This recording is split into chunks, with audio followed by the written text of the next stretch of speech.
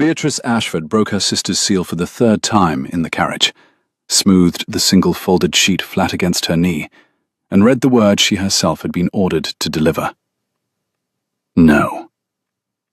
It was written in her own hand. That was the cruelty of it. Cordelia had refused to put pen to the page at all.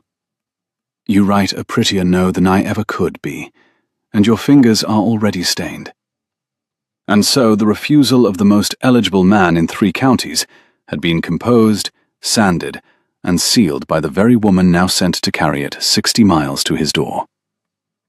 The carriage wheels turned through summer dust.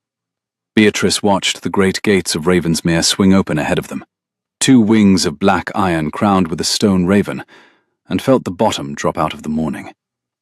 She knew this house. She had never once set foot in it, and she knew it the way one knows a face from a portrait painted by a loving hand, because for 11 months she had been writing letters to the man who lived inside it, and he had written back, and every letter he sent had described some new corner of the place, as though he were furnishing a home for 2. The long library with the south windows, the walled garden where the espaliered pears were trained against warm brick, the morning room where the light came in gold before 9, and where, he had written, he liked to imagine a particular person sitting one day with a book she would not put down for him. That person had a name on the envelopes. The name was Cordelia. The carriage stopped. A footman in dove-grey livery opened the door and let down the step, and Beatrice gathered the letter, her gloves, and the last of her composure, and stepped down into the heat. The air smelled of cut hay and box hedge, and the particular dry sweetness of a June that had not seen rain in a fortnight. Somewhere beyond the house a scythe was working. She could hear the long hiss of it, and a blackbird, and her own pulse. "Miss Ashford," said the footman, in the careful voice of a servant who has been told to expect a different lady, and is too well trained to show it. "His Grace is in the library, if you will follow me." She followed him through a hall floored in black and white marble, past a staircase that climbed into cool shadow, and she thought, I have walked here 100 times in my own head. She had described this hall to Cordelia, who had not listened. She had answered his questions about books her sister had never read. She had argued with him, on paper, about whether mercy was a form of justice or its opposite, and she had won, twice, and he had conceded both times with a grace that had undone something in her she had not known was fastened. Now she had come to tell him none of it had been real. The footman opened a door, said her name into the room, and withdrew. The library was exactly as he had written it. South windows, warm light lying in long bars across a Turkey carpet worn pale in a path between the desk and the hearth. The path, she understood at once, of a man who walked when he thought. And at the far end of it, rising from behind the desk, was the Duke of Ravensmere. Beatrice had built him 100 times out of ink, and had got him entirely wrong. She had imagined a man older, drier, a little stooped from his books, the sort of man who would write the sentences he wrote. The man who stood was 8 and 20 at most, broad through the shoulder in a way no coat could disguise, dark-haired, with a jaw set hard, and a pair of grey eyes that moved over her once, swiftly, and then steadied on her face with the particular stillness of a man bracing for a blow. He filled the end of the room the way weather fills a sky. There was nothing dry about him at all. "Miss Ashford." His voice was low and even. "You are not the Miss Ashford I was expecting." "No, Your Grace." Her own voice came out steadier than she had any right to. "I am her sister, Beatrice." Something crossed his face. Recalculation, swift and controlled. "Beatrice," he repeated, as though testing whether he had heard the name before. He had. He had written it once, asking after "your sister Beatrice," who I am told reads even more than you do. And Cordelia had laughed and told Beatrice to invent something modest. And Beatrice had answered the question herself, in the third person, lying about how little she read. "Your sister is well, I hope?" "She is very well." Beatrice's hand closed on the letter. "Your Grace, I was asked to bring you this, in person. My family felt that a matter of such importance should not be left to the post. She held it out across the breadth of the desk. He did not take it at once. He looked at the folded sheet, at the broken seal she had broken herself, and then at her, and for a moment the whole bright room seemed to hold its breath. He had been waiting 11 months for an answer. He had asked for Cordelia Ashford's hand by letter in April, and he had been answered with silence, and then with the promise of a reply delivered by family, and a man who has staked everything on a sheet of paper learns to read the weather of a face before he reads the words. "You have already read it," he said quietly. "Yes." "Then perhaps you would do me the courtesy of telling me, rather than making me discover it standing in my own library." It was not unkind. That was the worst of it. He had given her the choice that a gentler man would have given. Beatrice lowered the letter and met his eyes and made herself say it plainly, the way she would have written it if she had been writing it to him alone, which, in a sense, she had. "My sister cannot accept your offer of marriage, Your Grace. She is... her affections are otherwise engaged. She is deeply sensible of the honor you have done her, and she wishes you every happiness. And she is sorry." There was a silence in which the scythe hissed once, twice, far off across the lawn. The Duke of Ravensmere set both hands flat upon his desk and looked down at them. He did not pale. He did not flinch. He was too disciplined for either. But Beatrice, who had spent 11 months learning the inside of his mind one letter at a time, saw the thing go through him like cold water through stone, and she had to fix her gaze on the raven carved into the chimney-piece to keep from saying the unforgivable thing, which was, "I am sorry. I am sorry it was never her. It was always me."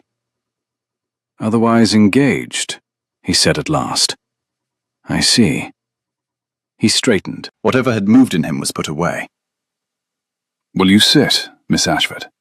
You have come a long way to deliver 4 lines, and the least Ravensmere can offer is a chair and something cold. You look as though the road has been hard on you." "You needn't, I should like to." He said it with a control that was its own kind of plea. "If you go straight back into that carriage, I shall have nothing to do for the rest of the day but think, and I find I would rather not. Sit. Tell me about the road. Tell me anything. I'm told you are a great reader. Tell me what you are reading. I should be grateful for a quarter of an hour in which I am not a man who has just been refused." And Beatrice Ashford, who had come to break the only thing she had ever built, sat down across from the man she had built it with, and felt the trap of the next several days close softly around them both. She had not meant to stay even a quarter of an hour. She stayed 2, in the end, that first day, because a thunderhead had been building all afternoon out of the white June haze, the kind of dry summer storm that comes up violet over the hills and breaks all at once.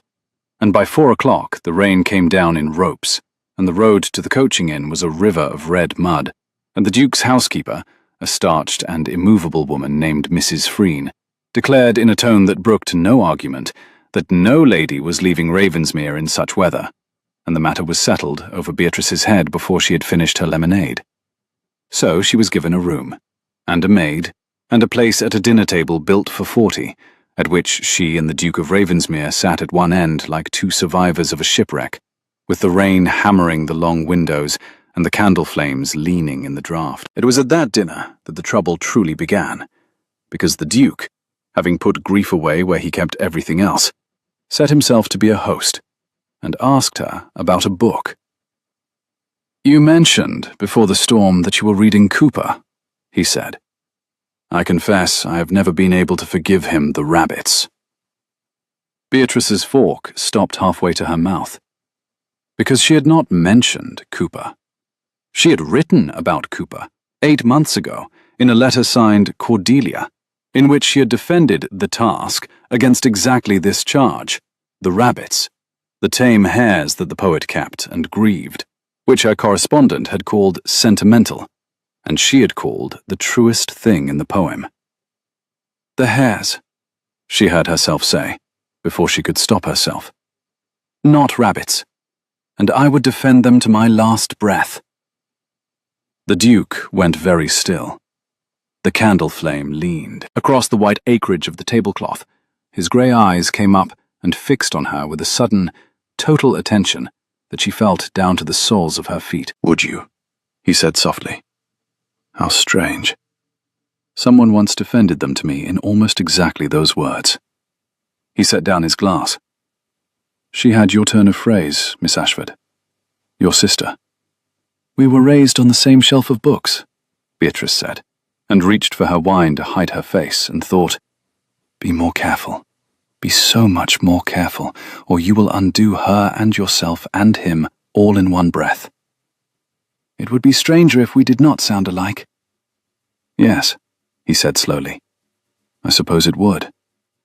But he went on watching her down the length of the table, and the rain went on falling, and somewhere above them in the great sleeping house, the letters she had written him lay in a locked drawer where he had kept every one, and the past she had thought she was burying sat down with them at the table and refused, very quietly, to leave. The storm did not break itself out overnight. It settled in, as the dry summer storms sometimes do, and turned the roads to a red ruin that not even the Duke's own coachman would attempt before the ground had drained, which Mrs. Freen pronounced would not be before the third day at the earliest. Beatrice wrote to her family by the morning's first rider, a short, careful note that said the refusal had been delivered, that the Duke had behaved with perfect honour, and that the weather detained her. She did not say what else detained her. She did not have a word for it that she was willing to put on paper, and she, of all people, knew the danger of paper.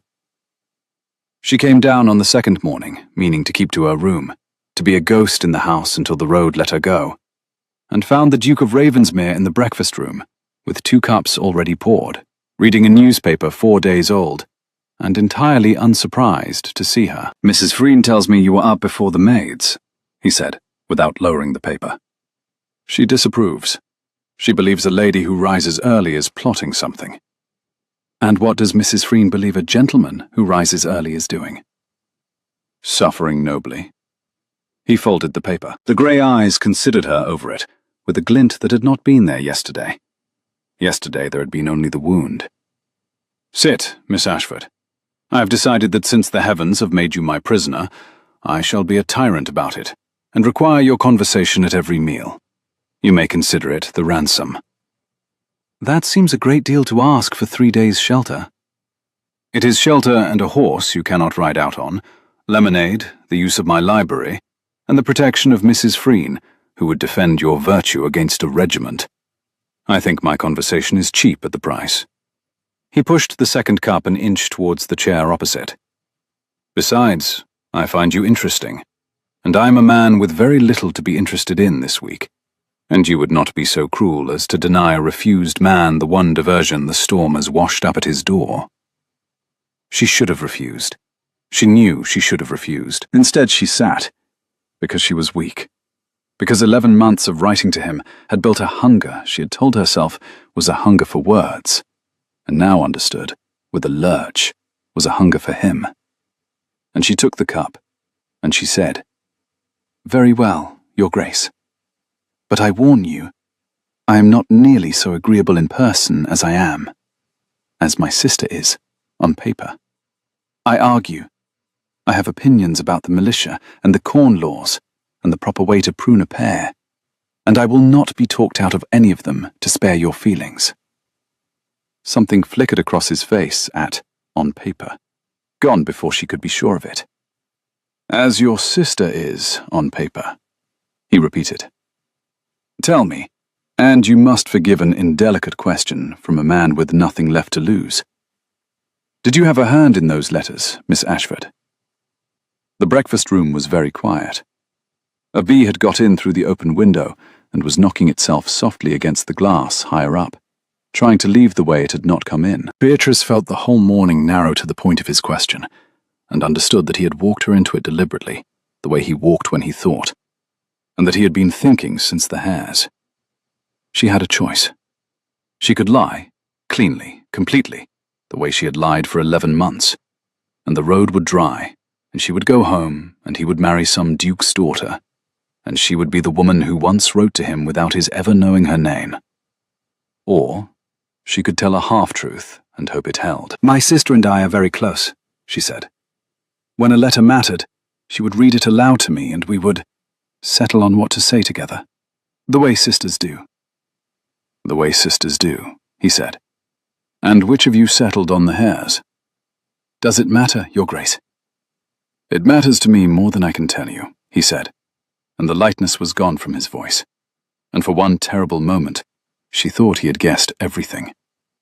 "Because there were perhaps 4 letters in 11 months that I have read until the folds wore through.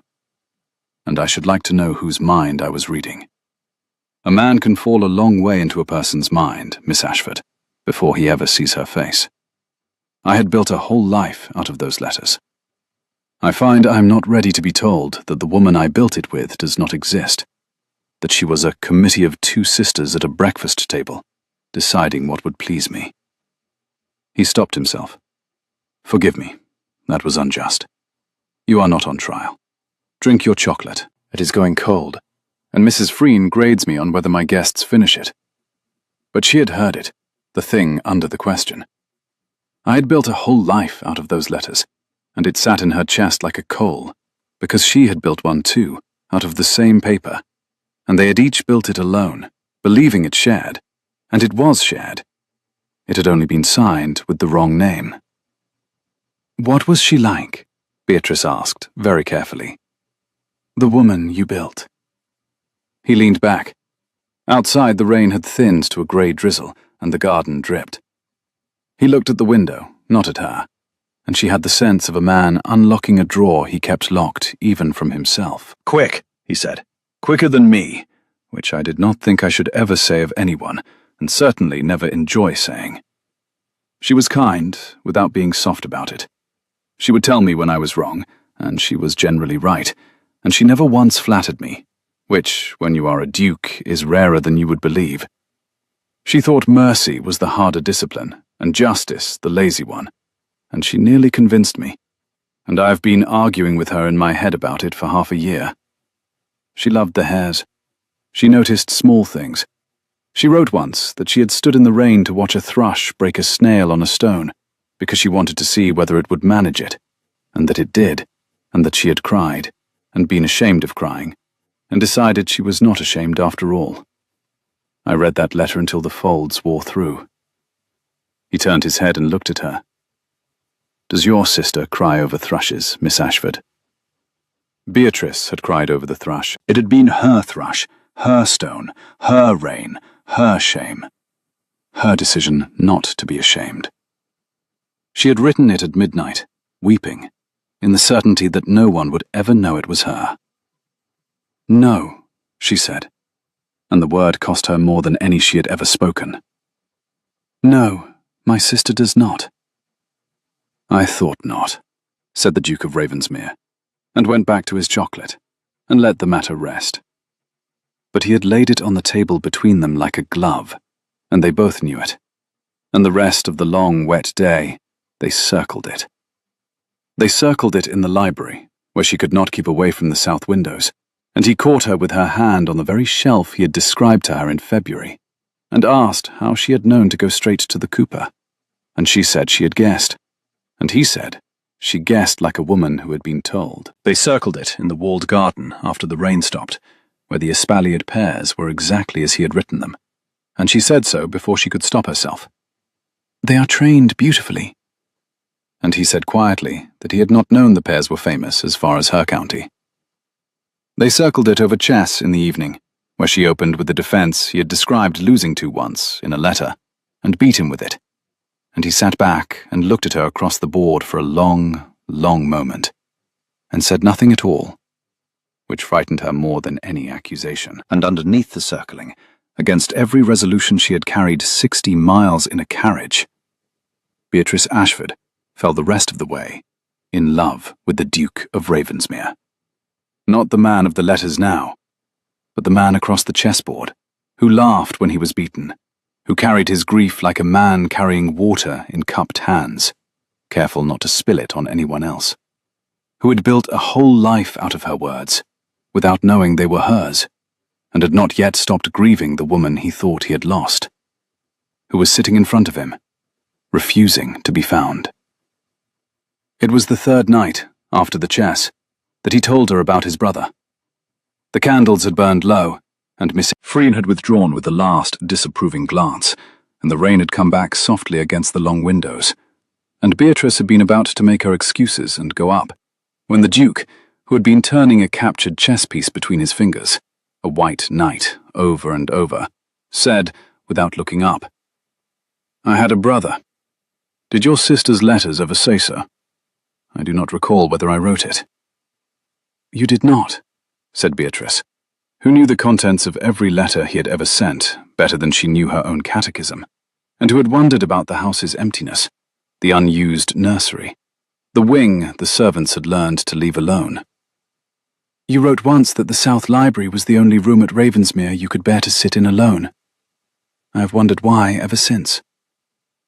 "Henry," the Duke said. The knight turned in his fingers. 2 years older. He was to have all this, the title, the house, the trouble of it.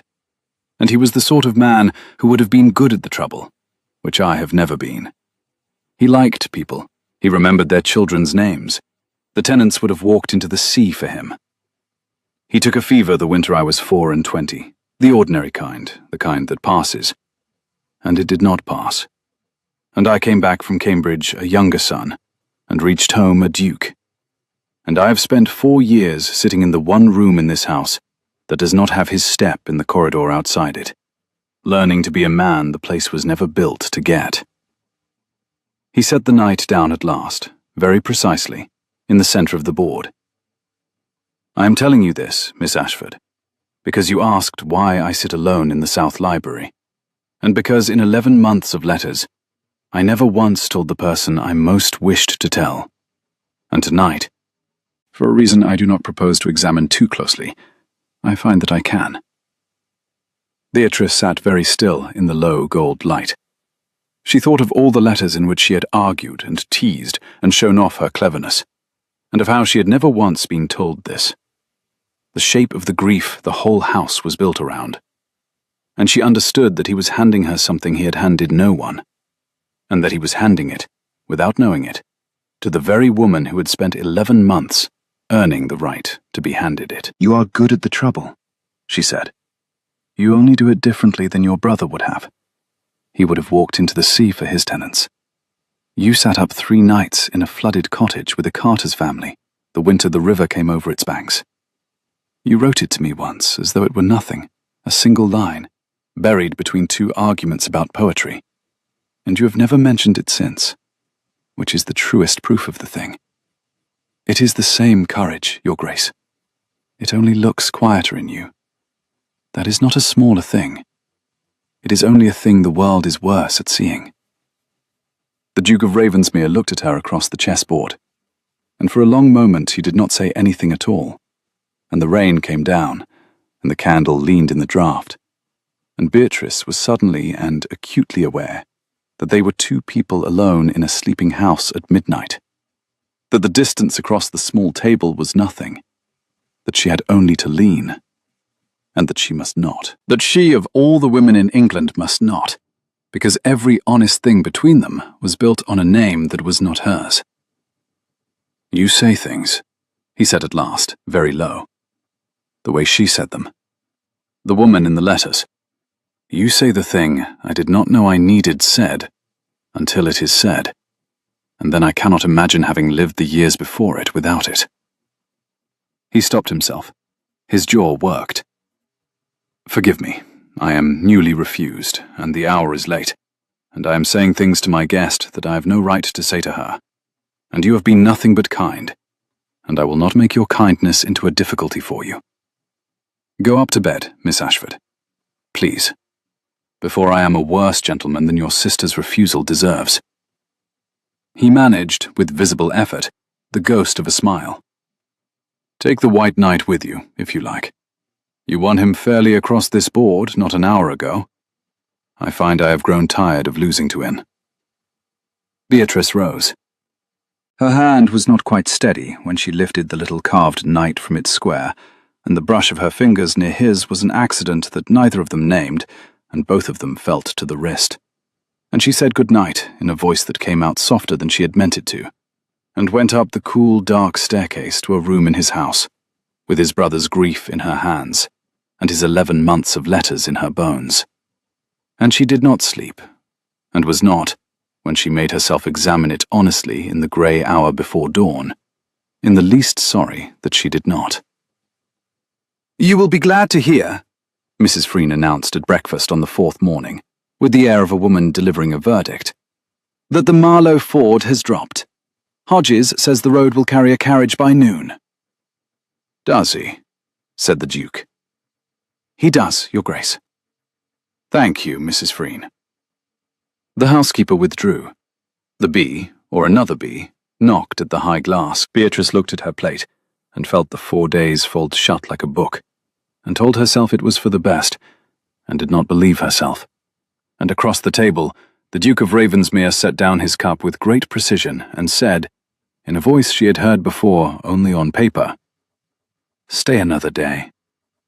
"Your Grace, 1 more day. I will give you a reason that will satisfy Mrs. Freen and your family both, and it will even be true." He looked at her steadily. "My mother arrives this afternoon, the Dowager. She has heard that an Ashford is under my roof, and she is coming 60 miles at speed to discover which one and to be appalled about it. And if you flee before she arrives, she will spend the rest of the summer convinced you fled from her, and she will make my life unlivable. Stay 1 day. Let her be appalled to your face. You are better at being appalled at than anyone I have ever met, and I should like, just once, to watch you do it." A ghost of the letters moved in his eyes. "And I am not ready for the road to dry. I have not said the thing I asked you to stay to hear, because I have not yet found the courage. And I am a coward, who would like 1 more day to find it." And Beatrice, God help her, God help them both, said yes. The Dowager Duchess of Ravensmere arrived at 4 with the force of a change in the weather. Beatrice heard her before she saw her. The wheels, the dogs set off barking, a voice in the marble hall pitched to carry to the servants' attics. And by the time she came down the great staircase, the old woman was already established in the drawing-room, like a general establishing a position, gloved, ramrod, handsome in the way of a woman who had been a celebrated beauty 40 years before, and had decided never to surrender the ground. "So," said the Dowager, when Beatrice was presented. Her eyes went over the younger woman, the way a jeweller's eye goes over a stone offered too cheaply. "You are the other one." "I am Beatrice Ashford, ma'am." "You are the other one. The first one would not have my son, and now the family has sent the spare to see what may be salvaged. I have seen this maneuver executed by better houses than yours, Miss Ashford, and it has never once succeeded, and I will not have it succeed under this roof." She turned to her son. "Julian, have her carriage brought round. We will not be unkind about it, but we will be clear." "Beatrice came to deliver Cordelia's refusal, mother," the Duke said, with a patience that told Beatrice he had been managing this woman his whole life. "The roads detained her. She has been my guest, not my suitor, and she has behaved throughout with more honor than the situation deserved. She stays as my guest tonight and leaves tomorrow, and you will be civil to her, because she is the only person in 2 counties who has told me the truth this month, and I find I am not eager to lose the habit of it." The Dowager's gaze sharpened. She looked from her son to the girl and back, and something in the room shifted, and Beatrice understood that the old woman had heard, in that little speech, exactly what her son had not yet said aloud to anyone, and that the Dowager Duchess of Ravensmere was very, very far from a fool. "The truth," the Dowager repeated softly. "How interesting. And here I had been told the elder Miss Ashford was the clever one." She smiled without warmth. "We shall see, over dinner, which sister is which." Dinner was a battlefield, and Beatrice fought it the only way she knew, which was not to lose her temper and not to lie. The Dowager set traps about the Ashford fortune, which was thin and getting thinner, about Cordelia's mysterious, engaged affections, which the Dowager clearly suspected of being a scandal in waiting, about whether Beatrice intended to console the Duke for his disappointment, and Beatrice parried each one, plainly, without heat, with a dry precision that more than once made the Duke look down at his plate to hide his face, until at last the Dowager set down her fork and said, "You are not at all what I expected, Miss Ashford. The other one was all surface, a lovely vase. You are something with an edge to it. I cannot decide yet whether the edge is a weapon, or merely a thing one cuts oneself on by accident." She lifted her glass. "I shall reserve judgment. Do not mistake that for approval. I have buried 2 Duchesses' reputations in my time, and I would bury yours before breakfast if I thought you meant to climb into this family through my son's grief." "I mean to climb into nothing, Ma'am," Beatrice said. "I came to deliver a letter. I leave tomorrow. Your son's grief is his own, and I would not presume to be the cure for it. I have too much respect for the wound." The Dowager looked at her for a long time. She said, which from her was nearly a coronation, and the dinner survived to its end.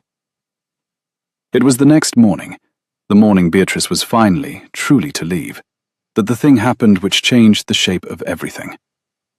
A child went into the lake. Not a child of the house. The Duke kept no nursery. It was the undergardener's boy, a small, fierce creature of 6 named Tom, who had been told 100 times to keep off the ornamental water, and had, that bright, drained morning, gone out onto the half-rotted landing stage after a duckling, and put his foot through a board. Beatrice was in the walled garden, saying a private goodbye to the famous pairs, when she heard the splash, and the single high cry, and then nothing, which was worse than the cry. And she was through the garden door and across the lawn with her skirts in both fists before she had decided to move. The water was green and deep, and the boy was not coming up. Beatrice did not think about the cold, or the weeds, or the ruin of her one good travelling dress, or the fact that she swam, when she swam at all, badly, and only in the safe shallows of the Ashford mill pond. She thought about the dark closing over a small head. She went off the broken landing stage in a flat, ugly dive, came up gasping, found the place by the rising bubbles, and went down into the green and the cold, with both hands open. She got a fistful of his shirt on the 2nd try. She got his face above the water on the 3rd. And then the weeds had her skirts, and the bank was further than it had been, and the boy was a dead weight of terror clamped around her throat. And for one long, grey instant, Beatrice Ashford understood, with strange calm, that she had, perhaps, misjudged the distance. Then there was a great surge beside her. The Duke of Ravensmere, coatless, half his shirt torn off on the broken boards, coming through the water like something the lake had risen up and made, and his arm was around them both, and he was hauling them to the bank with a strength that did not seem to cost him anything. And Mrs. Freen was there with blankets, and Tom was coughing up half the lake and bawling, which was the most beautiful sound Beatrice had ever heard. And she was on the grass on her hands and knees, being thoroughly, gracelessly sick, and the Duke's hand was flat and warm between her shoulder blades, and his voice, when it came, was not steady at all. "You went in," he said. "You cannot swim. Mrs. Freen told me at dinner you said you swam like a brick. And you went in." "He is 6, Beatrice managed. "You went in." He turned her gently by the shoulder so he could see her face, and his own was white and wet and undone. Every line of the disciplined host washed clean off it, and what was underneath was something she had no defense against at all. "If the lake had kept you, I should have gone in after you, and it would have kept us both, and I find, Miss Ashford, I find that I would rather it had kept us both than have it keep you. I find I have just discovered something about myself that I am going to have a great deal of trouble being sensible about." Behind them, on the gravel walk, the Dowager Duchess of Ravensmere stood with one hand pressed to her mouth, having seen the whole of it, the dive, the weeds, the rescue, and her son's face. And for once in her formidable life, she said nothing whatsoever. They did not leave that day either. There was a fever to fight off first, Tom's, which broke kindly by the second night, and a milder one of Beatrice's own from the cold green water, which Mrs. Freen nursed with broth and grim devotion. And by the time Beatrice was well enough to travel, something had changed in the house that no one would name and everyone could feel, the way you feel the turn of the year before you can point to a fallen leaf. The Duke came to read to her while she was ill. He brought the Cooper. He read her the passage about the hares, the tame hares the poet kept and grieved, and he did not look at the page while he read it, because he had it by heart. And when he reached the end, he closed the book and looked at her on the pillows and said, very simply, "It was you." She might have gone on lying. She was too tired and too happy and too newly returned from the green dark to manage it. "It was me," she said. "All of it. Cordelia could not be troubled to write to you, and I could not be troubled to stop. I told myself I was helping my sister make a great marriage. I was not. I was writing to you because it was the only hour of my day I was entirely myself, and I knew it could never come to anything. And I did it anyway, every week, for 11 months. And then she refused you, and they sent me to end it. And I came knowing exactly what I was ending. I have done you a great wrong, Your Grace, and the only thing I can say for myself is that not one single word of those letters was a lie. The name was a lie. Nothing else." The Duke of Ravensmere was quiet for a long moment. Then he took her ink-stained hand in both of his, careful, as though it might break, or as though he might, and pressed his mouth to the stained fingers, and she felt him not quite steady, and he said against her knuckles, "Then I have not lost her after all. I have only been an idiot about her surname." He lifted his head. "Beatrice, when you are well, when you can stand up and argue with me properly, on your feet, where I can watch you do it, I'm going to ask you something, and I want you to know now, so that you have time to prepare your defense, that I intend to be very difficult to refuse." And for one whole golden week of high summer, before the world remembered them, Beatrice Ashford was happier than she had known a person could be. She walked the walled garden with him in the long evenings while the pears swelled on the warm brick. They argued mercy and justice across the chessboard, and neither of them won, which was the whole pleasure of it. He showed her the morning room, where the gold light came in before 9, and did not say a word about who he had once imagined sitting in it, because he no longer had to imagine her. She was there, with a book she would not put down for him, and he stood in the doorway and watched her not put it down, and looked like a man who has been let in out of weather he had stopped believing would ever end. They spoke once, lightly, in the future tense. "When the pears come in," he said, "you must see them picked. It is the best week of the year here." And neither of them flinched, and the not flinching was its own quiet vow. It could not last. She knew it could not last. There was a refused sister at home, and a dowager reserving judgment, and a fortune that did not match, and a whole society that lived to make a meal of exactly this. And somewhere, out on the London roads, a piece of news was already travelling towards them that would set the house alight. But for that one week, the trap that had closed around them in the library had become, against all sense, the only place in the world either of them wished to be. The news came up the London road on the 8th morning, in the form of a society paper, 3 days old, and a letter from Beatrice's mother, written in a hand that shook. Cordelia had eloped. The otherwise engaged affections had a name at last, and it was Captain Marcus Vane, who had no fortune, and a great many debts, and a commission he had sold to pay for a chaise to the border, and the two of them were over the anvil at Gretna before anyone at home had finished discovering they were gone. The paragraph in the paper was vicious, in the genteel way such paragraphs are. It named the Ashfords. It recalled, archly, that the elder Miss Aid had but lately disappointed a certain noble suitor in the north, and it wondered aloud, in print, what manner of family produced one daughter who refused a duke, and another who could not be made to stay refused. And then, because malice is industrious, and because a great house leaks, and because the Dowager Duchess of Ravensmere was not the only person who had begun to wonder how the celebrated and rather stupid elder Miss Ashford had ever written letters clever enough to make a thoughtful duke propose. The second story broke beneath the first, 3 days later, and it was the one that did the true damage.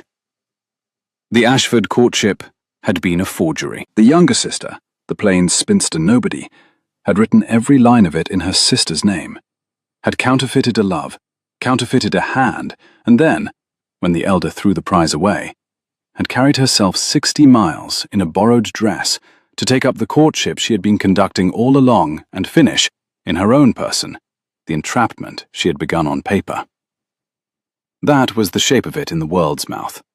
Every true fact bent 1 degree towards villainy. The hairs, the thrush, the stained fingers, the long midnight hours when she had been most herself, all of it recut as the patient craft of a schemer who had set out to steal a dukedom 1 envelope at a time.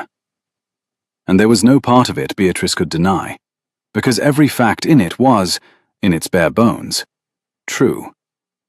The Dowager moved the way a great house moves to save itself, fast and without sentiment. By the time Beatrice came down, sick again, this time with nothing the broth could touch, the drawing room held the Dowager, a London lawyer who had ridden through the night, and a name Beatrice had not heard before and would not forget. Lady Honoria Carmichael, a marquis's daughter, 24, unimpeachable, dull, and available, whose family would be glad of a duke, and whose reputation was a wall thick enough to stop any scandal the Ashfords could throw. "It is the only answer," the Dowager was saying, as Beatrice reached the door, and she did not lower her voice when she saw the girl there. She meant her to hear it. "A counter-announcement, at once, in the same papers. The Duke of Ravensmere, far from being any woman's dupe, is to marry Lady Honoria Carmichael, a match long understood between the families. Let them print that under their filth, and watch it die. It saves the dukedom, Julian. It saves your name. It is the only thing that does, and you know it, and you will do it, because you were raised to put this house before your own heart, and I have never once known you to fail at it." And Beatrice looked at the Duke of Ravensmere, at the man who had read her the hairs by heart, who had gone into the green water after her, who had stood in the morning-room doorway and watched her not put down a book. And she saw him standing very still by the south windows, with his jaw set hard and his eyes down, the disciplined host put back on like a coat, and she heard him say nothing. He said nothing. He did not turn. He did not contradict his mother. He did not cross the room. He stood in the bars of gold light that came in before 9, in the very room where he had let her be the woman he had imagined, and he let the lawyer's papers, and his mother's voice, and Lady Honoria's unimpeachable name fill the silence where 1 word from him would have been enough. And the word did not come. Beatrice did not wait to be sent away. She understood, standing in the doorway with her mother's shaking letter still crushed in her hand, what she was watching. He had weighed it. He had set the 11 months of letters on one side, and the dukedom, the name, the unstained future, his mother's whole iron creed on the other. And the scale had come down where it had always been going to come down, and he had chosen the name after all. He had let them call her a forger, and had not once said she was not. He had taken the truest thing she had ever made, and, when the world turned to look at it, he had been ashamed of it, and of her. The week in the garden had been a refused man's holiday from his grief, and the holiday was over, and she had been a fool. A clever fool who had read his mind for 11 months and somehow failed to read the one plain fact that a duke does not marry the spinster who tricked him, whatever he murmurs against her knuckles in a sick room when no one is watching. She went up the cool, shadowed staircase she had once described to a sister who never listened, and she packed her one ruined dress and the few things that were hers. And she did not weep, because she had decided, long ago, standing in the rain over a broken snail, What was and was not worth being ashamed of. And she would not be ashamed of having loved him. She would only be ashamed of having believed, for one golden week, that being loved back was a thing the world would permit her. The carriage was brought round. It was the Duke's own carriage. That was a courtesy, and the courtesy was somehow the cruelest stroke of all. Mrs. Freen came out onto the steps with a hamper and a face like a closed door, and pressed Beatrice's cold hands once, hard, and said, "Now you listen to me, miss," and then stopped, because she was a servant, and there were things a servant could not say, and turned and went in.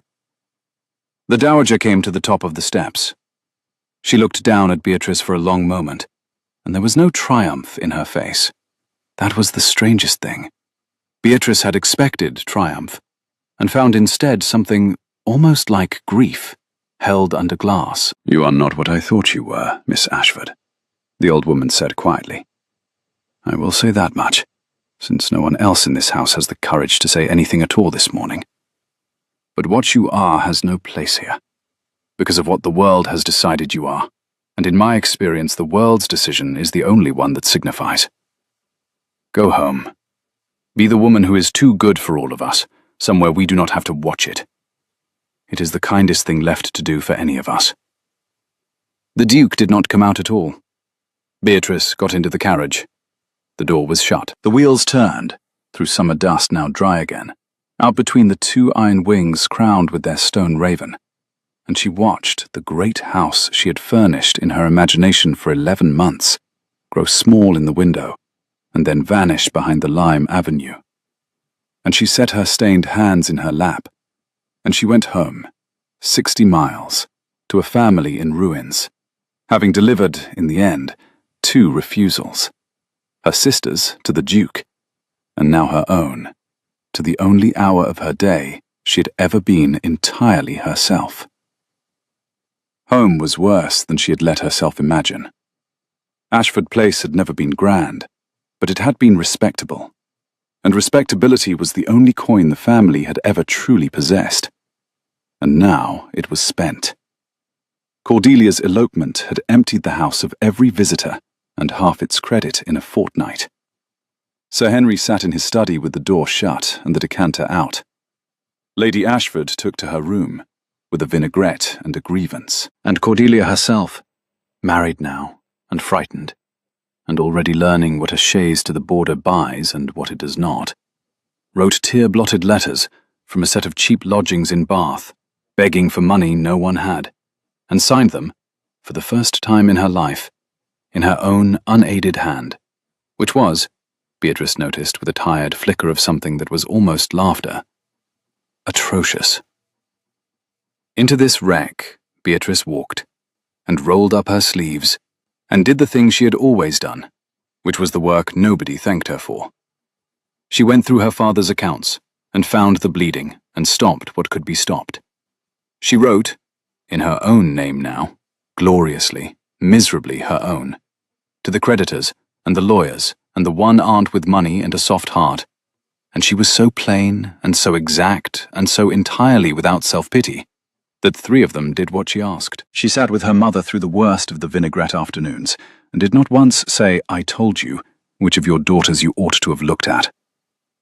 And at night, when the house was finally quiet, she did not write to anyone at all, because there was no one to write to, and the silence of that was a thing she had to learn, the way a body learns to favor a wound.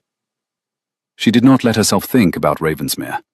She had a rule about it, the way she had a rule about the thrush. She would think about it for exactly as long as it took to bank the kitchen fire each night, and then she would close that door and go up to bed. And most nights she even managed it. She read the announcement when it came. She made herself read it, the way she made herself do all the hard, plain things. The Duke of Ravensmere to Lady Honoria Carmichael, a match long understood between the families. It was in 3 papers. It was exactly as the Dowager had promised it would be, and it killed the scandal exactly as the Dowager had promised it would. And the forged letters story curled up and withered beneath it within the week. Because the world cannot keep 2 appetites at once, and a duke's respectable engagement is more nourishing than a spinster's disgrace. Within a month, no one spoke of Beatrice Ashford at all. She had achieved, at last, the thing she had wanted all those 11 months. She was nobody again, unwatched, returned to the safe shallows. It was unbearable. There was, that August, one offer, for she was not, even disgraced, entirely without value. A baronet's daughter with a clear head is a useful thing in a county, whatever the papers print. Mr. Pelham, the new rector at Ashford-cum-Martin, a widower of 42, with 3 children, and a kind, tired, sensible face, came one warm evening to take tea with Sir Henry, and, when the cups were cleared, asked Beatrice to walk with him in the lane, and there, among the dusty hedgerows, offered her his hand. He did it decently. He said he had no illusions of romance to trouble her with, that he knew her situation and did not regard it, that she was clever and good with accounts, and his children needed a mother, and she needed a roof that did not leak credit, and that he thought 2 sensible people might make a quiet, useful, respectable life of it, and be glad enough. It was, Beatrice knew, the practical answer. It was the sentence the whole world would have written for her.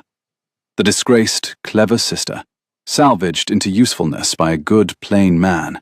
The scandal closed like an account balanced at last. A year before, she might even have taken it and been grateful, and called the gratitude contentment, the way clever women learn to do. "You do me a great honor, Mr. Pelham," she said, "and I am going to refuse you, and I am going to tell you why. Because you have been honest with me, and you deserve the same coin. You are quite right that I am clever and good with accounts and in need of a roof. But I have learned a thing this summer that I did not know in the spring, and it has spoiled me for a quiet, useful life. And the thing is this. I know now what it is to be argued with by someone who is glad I argue back. I had it for 11 months on paper, and 4 days in person, and I lost it. And it has ruined me for less. I will not marry where there is nothing to lose by it. I would rather keep my own pen in my father's leaking house than balance someone else's accounts forever in a dry one. It is not pride, though it will look like pride, and it is certainly not your fault. It is only that I have been spoiled, Mr. Pelham, thoroughly and permanently spoiled, by knowing what the other thing feels like. And a woman who has stood in the rain to watch a thrush break a snail cannot afterwards pretend she did not see it manage. Mr. Pelham looked at her for a moment in the dusty August light, and then he smiled, a real smile, rueful and relieved at once, and said that he had rather thought she would say something of the kind, and that whoever had spoiled her was a fortunate man and a great fool to have let her come home, and that he hoped, for both their sakes, the fool came to his senses. Then he walked her back to the gate, and took his sensible, tired face away, and married, the following spring, a sensible, tired widow who suited him very well, and Beatrice was glad of it, and meant the gladness. But she stood at the gate after he had gone, in the last of the warm light, and thought, "There, I have refused a duke in my sister's name, and a rector in my own, and I am 26, and disgraced, and entirely myself. And it is the loneliest I have ever been, and I would not trade 1 hour of the 4 days for 50 quiet years of being grateful." And she went in, and banked the kitchen fire, and shut the door on the thought of Ravensmere, and most nights she even managed it.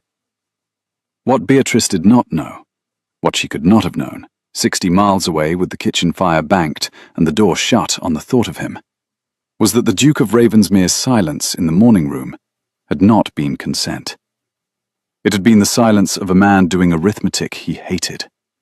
And the moment her carriage was through the gates, he had finished the sum, and he had not liked the answer his mother had written for him, and he had spent the week since taking it apart. "You let her go," the dowager had said to him that first night, finding him in the dark library with the locked drawer open and the bundle of letters out on the desk in front of him for the first time in months.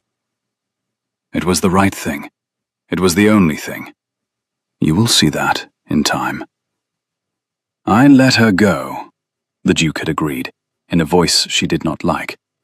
Because you set the whole machine running before I had my feet under me. And because I am, as you have spent 30 years informing me, a man who puts this house first. I let her go. I did not say I would marry where you have aimed me. Sit down, Mother. We are going to talk, you and I, about the difference between saving a name and being worthy of it. And it is going to take us most of the night. And at the end of it, I'm going to do something you will hate. And I would rather you heard my reasons first. He had the letters in his hands while he said it. He turned them as he spoke, the way he turned everything when he thought. You have read them, I think, he said. You went into this drawer the week the forgery story broke, Freen told me. You read them looking for the proof of her scheming. He looked up. Did you find it? The Dowager was silent. No, he said. You did not, because it is not there. I have read these letters until the folds wore through, and I will tell you what is in them, since you have read them too, and we may speak plainly. There is a mind in them that is better than mine, and kinder than mine, and braver than mine. There is a woman in them who stood in the rain to watch a thrush break a snail, because she could not bear not to know whether it would manage, and who wept over it, and decided not to be ashamed of weeping, and who therefore knows something about courage that I have spent 28 years, and a great deal of consequence, failing to learn. That woman wrote to me every week for 11 months, knowing it could come to nothing, asking for nothing, signing another woman's name, taking not one thing from me but the pleasure of my argument. And you have helped the world to call her a thief. He set the letters down. She went into the lake. Mother. You saw it. She cannot swim, and she went into the lake after a gardener's boy without 1/2 second's pause. And a person does not become that in a crisis who has been a calculating fraud in the quiet. You cannot counterfeit that. I have seen counterfeits all my life. Men have been counterfeiting things at me since I was breeched, because I am a dukedom with a man somewhere inside it. She is the realest thing that has ever walked into this house. And I let your machine carry her out of it. And I have been sitting here every night since, asking myself which of us is the true forger. The woman who signed the wrong name to 11 months of truth, or the man who signed his own name to a lie this family calls an engagement. Lady Honoria, the Dowager began. Lady Honoria does not want me, the Duke said. She wants to be a duchess, which is a different appetite and a perfectly respectable one, and I will not punish her for it. And I will not marry her for it either. I have written to her father. I have been honest with him, more honest than this family has been in a generation. And I have offered him every reparation a broken understanding can decently carry. And he is a sensible man, and he has taken it, because his daughter no more loves me than I love her, and a marquis can count. The engagement you announced will be unannounced, quietly, if the world permits, loudly, if it does not. I am prepared for loudly. The Dowager Duchess of Ravensmere had gone very white. You will resurrect the scandal. Both scandals. You will hand the world back its meal and put yourself on the plate beside her. Yes, said her son. I have thought about that a great deal. And I find I do not care. And I've been trying to understand why a man, raised as carefully as you raised me, to care about exactly this, does not care. And I have arrived at an answer you are not going to like. He stood. He was very tall in the dark library, and for the first time in her life, the Dowager saw, fully, that her son was not a boy she managed, but a man she had run out of arguments for. I do not care what the world calls me beside her, because I would rather be disgraced beside the woman who went into the lake than respectable beside a wall. You taught me to put this house first. I am putting it first. A house is not its name, Mother. Names are only the part the world can see. A house is whether there is anyone in it worth coming home to. You have spent 30 years polishing the part the world can see, and I have spent 28 learning the trick from you. and we have between us very nearly furnished this place with a duchess made of plaster. I would rather have the woman with ink on her hands. I am going to go and get her, the moment I can do it without making her the subject of a fresh paragraph, and I am going to ask her, in a manner that gives her every possible ground to refuse me, because she has earned the right to refuse me far better than her sister ever did. And if she does refuse me, I shall have deserved it, and I shall bear it, and I shall not marry a wall to console myself. Now, will you help me do this properly? Or will you make me do it over your objection? Because I will do it either way, and I would so much rather, just once, do a brave thing with my mother beside me than across the room from her. And the Dowager Duchess of Ravensmere, who had buried 2 duchesses' reputations, and had never in her formidable life been spoken to in that voice by her own child, sat in the dark a long time, with the bundle of letters between them on the desk. And at last, she reached out one ringed hand and rested it on top of them, lightly, the way one rests a hand on something one has decided to stop guarding, and said, in a voice with the iron gone soft at last, "Read me the one about the thrush. I read it once, looking for a swindle. I should like to hear it read by the only person in England who understands what is in it."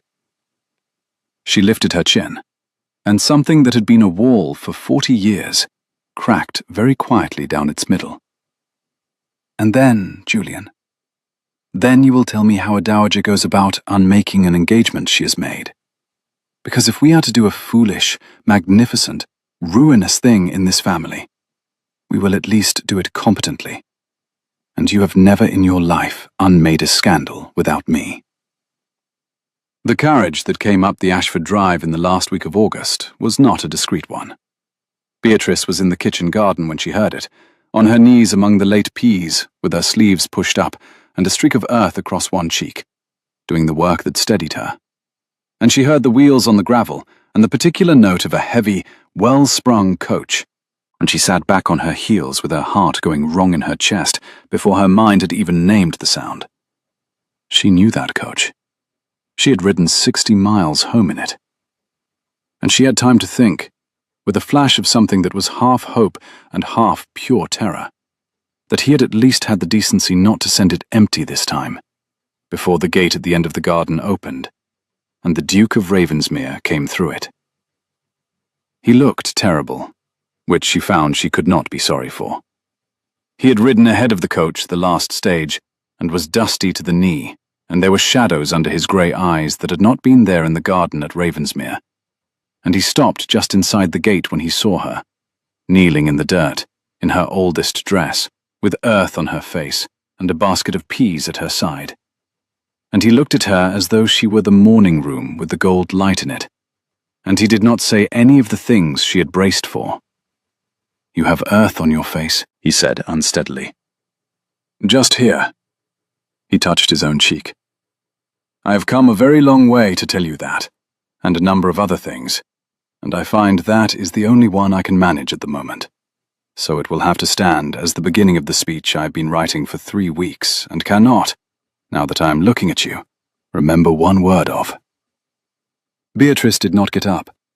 She stayed where she was among the peas, because her legs would not have held her, and because some hard, clear part of her, the part that had banked the kitchen fire every night and shut the door on him, would not let her run to a man who had stood silent in a window while the world was taught to call her a thief. "You are engaged, Your Grace," she said. "It was in 3 papers. I read it. You should not be here." "There is nothing left here to entrap you with. Even my dress is borrowed back from the rag bag, as you see." He flinched at entrap, full in the face, and took it, and did not look away. "I deserved that," he said. "I am going to let you say a great many things like it, and I am going to deserve all of them.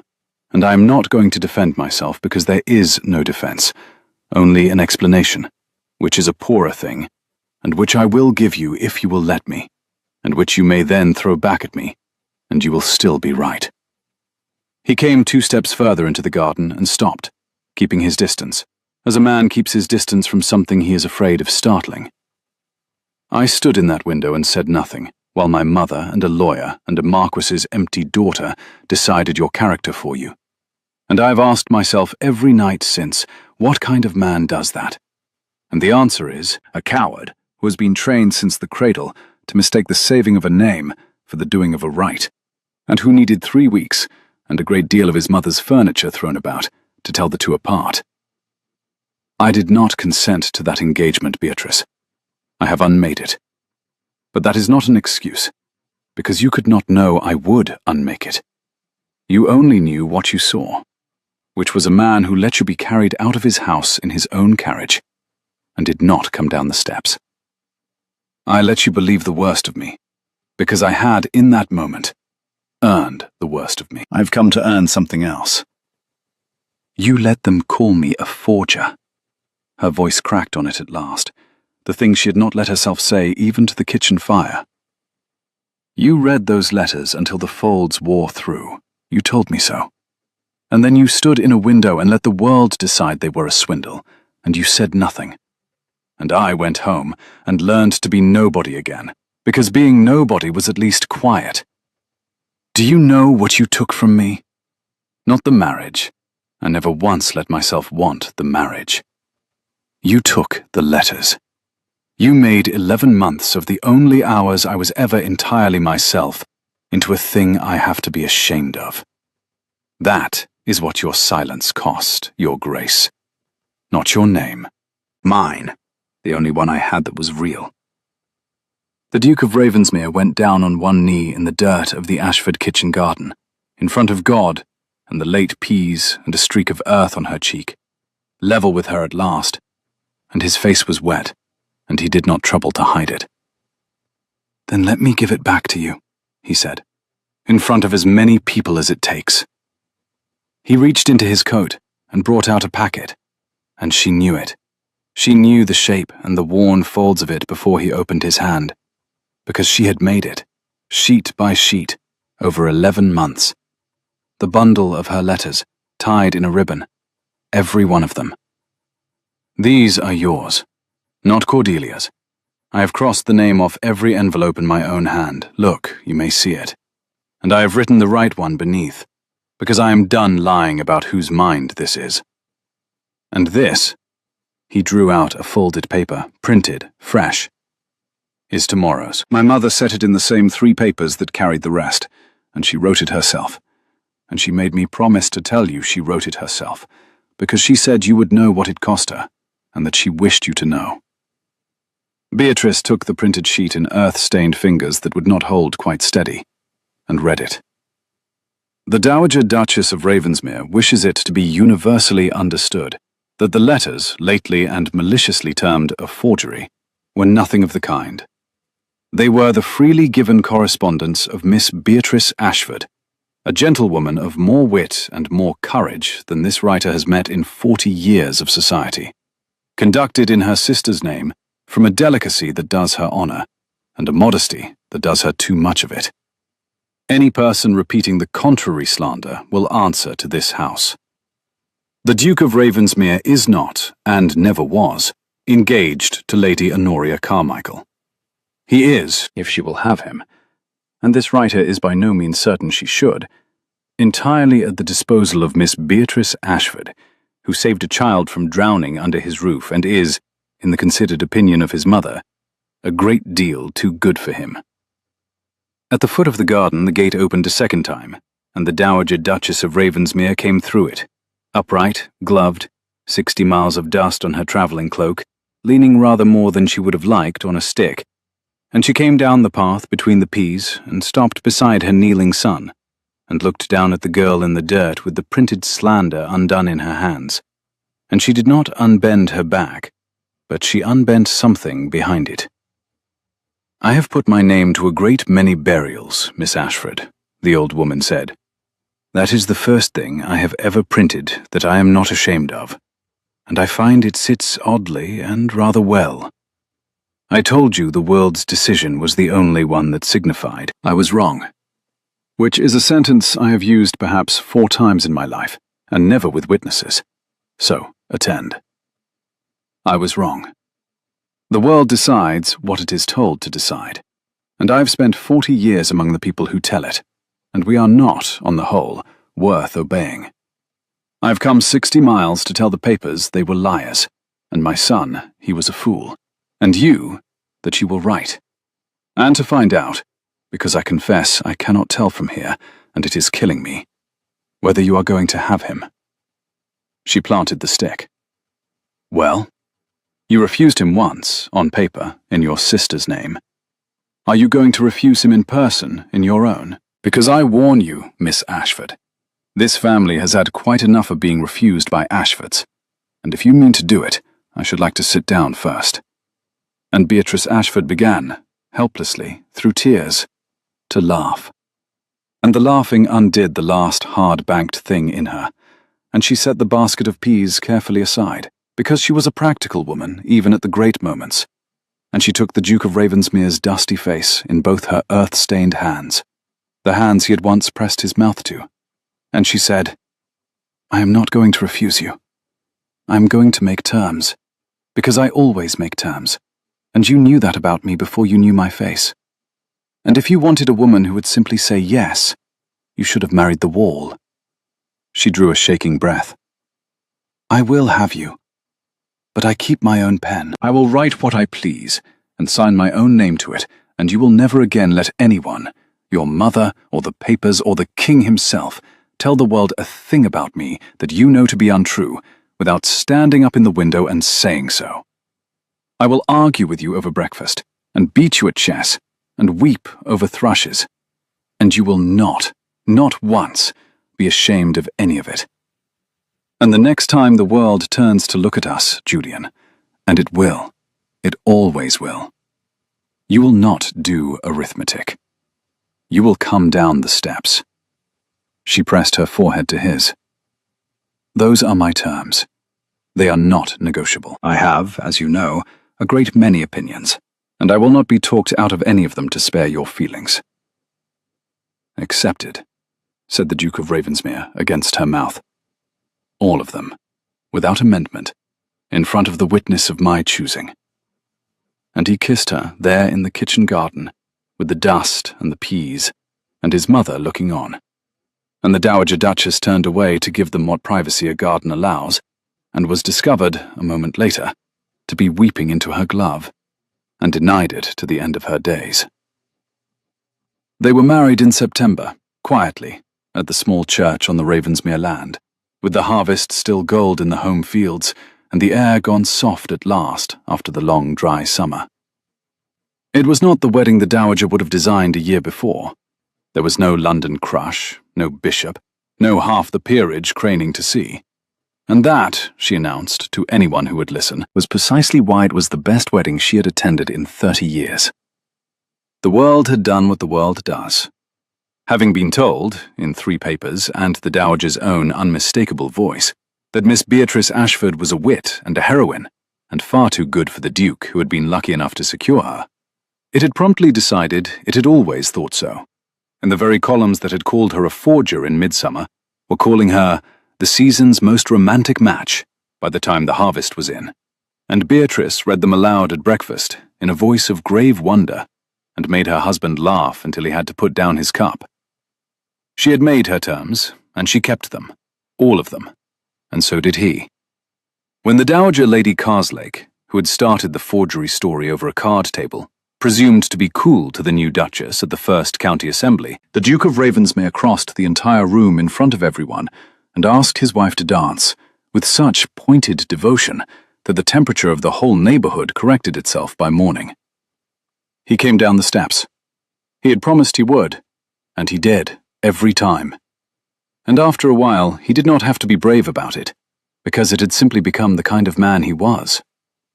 Cordelia he forgave, in the end, because Beatrice asked it, and because forgiveness, Beatrice told him, was the harder discipline, and the lazy man chose the grudge. And she said it across a chessboard, and he recognized the argument, because it was the one she had nearly won on paper a year and a half before. And this time he let her win it outright. A small settlement went quietly to Bath, enough to lift Captain and Mrs. Vane out of the worst of the lodgings, on the single condition, set by the new Duchess in her own hand, that Cordelia learned to manage a household account, which Cordelia did, badly at first and then less badly. And the two sisters wrote to each other after that, both of them, now, in their own atrocious and elegant hands, signing their own names, which Beatrice privately considered the truest happy ending the whole affair produced. And the letters, the 11 months of them, with the wrong name crossed off every envelope, and the right one written beneath in the Duke's careful hand. Beatrice did not burn, though she thought about it once. She kept them in the locked drawer in the South Library where he had kept them, and now and again on a winter evening, one or the other of them would take a single sheet out and read it aloud. The hares, the thrush, the long argument about mercy. And they would fall to arguing it again from the beginning, as though no time had passed at all, because the truth was that none of it had ever been a lie. And a thing that was true does not stop being true for having been wrongly signed. The first October of their marriage, the pears came in. He had told her about it once, in the walled garden, in the future tense that had frightened them both with its boldness. When the pears come in, you must see them picked. It is the best week of the year here. And on the first cool, bright morning of that week, he found her already gone from their bed, and went looking, and found her where he might have known to look, in the walled garden, in the early gold light, among the espaliered trees trained against the warm brick, exactly as he had described them to her in a letter in February, when she was 60 miles away, and signing another woman's name. She had a basket on her arm, and earth on her hands, and a smudge of it on her cheek, and she was reaching up into the laden branches with the particular fierce concentration she gave to anything worth doing, and she did not hear him come. He stood in the garden door and watched his wife pick pears in the morning light, and did not say a word, because he had spent a year learning that the best of the moments were the ones you did not interrupt, and because there had been a time, not so long before, when he had stood in another doorway watching her not put down a book, and had thought it was the most that life would ever let him have, and had been wrong, gloriously wrong, by the whole width of a life. She caught him there at last and turned, and the light was on her face, and her hands were full of fruit and earth. "You have pears to pick, Your Grace," she said, "and you are standing in a doorway being sentimental, which I will not have, not at this hour and not in my garden. Come and make yourself useful, and I will tell you about a thrush I watched this morning on the lawn. There was a snail and a stone, and I stood in the wet grass like a madwoman to see whether it would manage." "And did it?" he asked, crossing the warm grass to her. "It did," said the Duchess of Ravensmere, and reached up to set a ripe pear in his hand, her stained fingers closing over his. "It always does, in the end, if you have the patience to stand in the rain and watch."